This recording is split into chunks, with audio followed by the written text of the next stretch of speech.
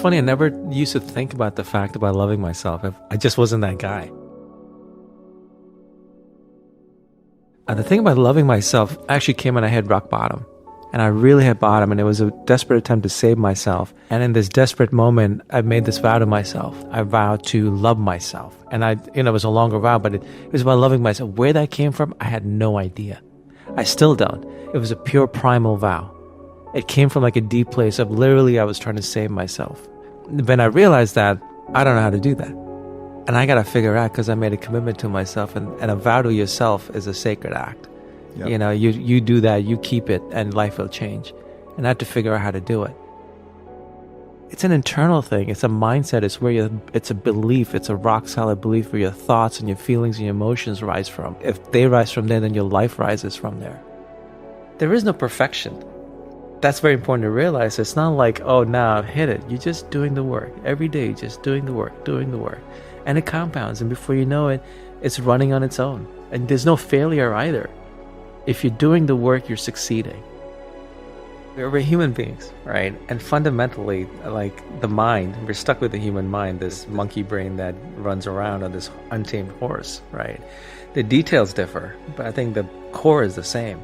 And fundamentally, it's fear and love. You can't fight fear. Like fear, it's a concept that I've learned is that, light and darkness.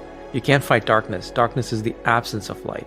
So what you do is you work on the light, you bring the light in, and that takes away the darkness. Yeah. And so that's something I actually really learned on my own in trying to save myself, was if I worked on the light, it would take care of the rest. And that's love. Love is ultimately light. When you feel love, you feel light. There's a lightness inside, for lack of a better word. It's a fundamental truth. And then from there, where do you go? Honestly, I felt like at that time, I remember I was in my apartment, and I felt like a crazy man. I was just trying everything in my head, because I was like, okay, I can't do this from the outside, because I feel miserable on the inside. So I was like, okay, I feel miserable on the inside. What's going to make that better? I'm just going to start telling myself this and see what happens there. So I just started repeating it to myself.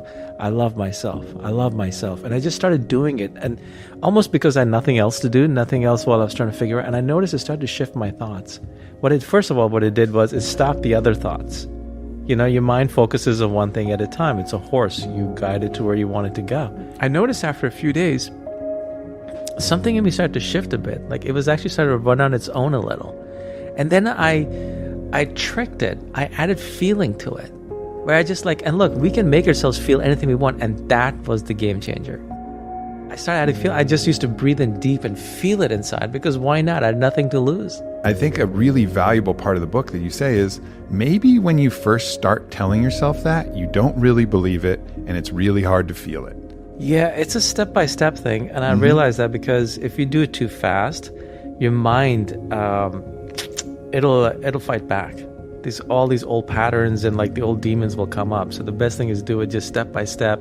You deepen the groove, you feel it, then you add feel. You feel that, oh, something's shifting, then you add the next. And it's very gentle.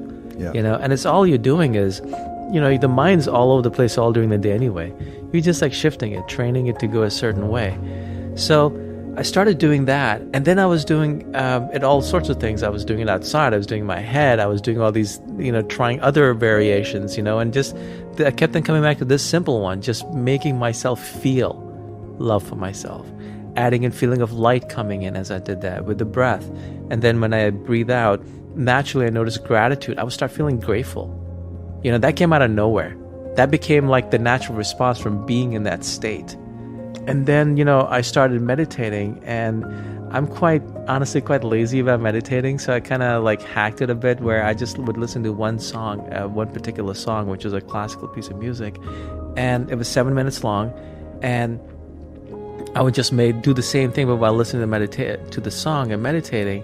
And I noticed that after maybe about a week or so, the moment I put the song on, my mind would go into that state. I was just anchoring the state of mind to that music. So I made that a practice, added that in. Then another thing was I was doing in front of the mirror, and I realized if I looked at my left eye and I did it loud, it was powerful. The mind is strong. The training of the mind, the old self is strong, and it'll kick in.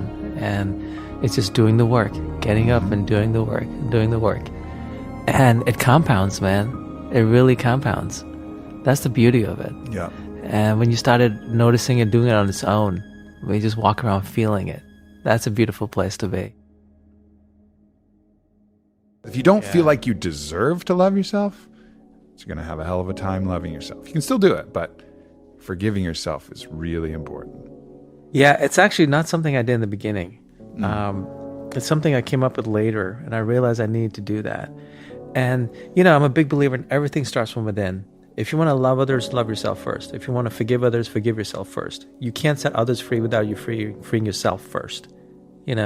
So and I'm someone who's always just working on his mind and trying to figure out how to be better. And I just came up with this little practice of how to forgive myself, and it worked. And again, it was a very simple thing. A lot of it's actually just a metaphor. And I realized, look, if I'm going to create a practice out of it that I'm going to share with others, as I do in the book, then here's how you do it. Before you start everything, first forgive yourself. Let go of the past. And now you can step in the future by making a vow and then doing the practice. And the self-forgiveness was very simple. I was living in California, and I drove out in my car to this Pescadero, which is a beautiful lighthouse there in Northern California, ocean over there, and hiked out to the water. And I just sat there, and I pulled out my journal, and I wrote down, I forgive myself, but I wrote down, for everything I was holding against myself. I forgive myself for, wrote it. I forgive myself for, wrote it, felt it, wrote it, felt it, wrote it, felt it, wrote it, felt it, until I was done.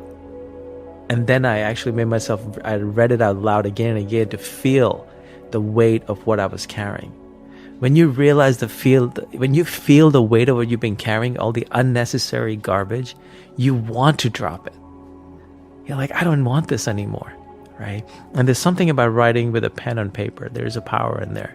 There's a declaration there. So I did that again and again until I was ready to let go. Then I just hiked out to the ocean and then ball it up and just give it over. Give it over to bigger than me. Whatever's bigger than me, just take it. Because that can handle it. I can't, but that can. Sure. Right? And it does. And then I realized this is the perfect time to write the vow. Because I recommit to myself occasionally, Sure. right? And this is the perfect time to write the vow. I've just let go of the past. Let me create my future. So let me write a vow to love myself and the way I'm going to love myself in the future. And then set out to do it. So it's like it was a beautiful little transition. And I think it just took what I had done before to such a great level that now anytime I write down the vow, I do the self-forgiveness exercise.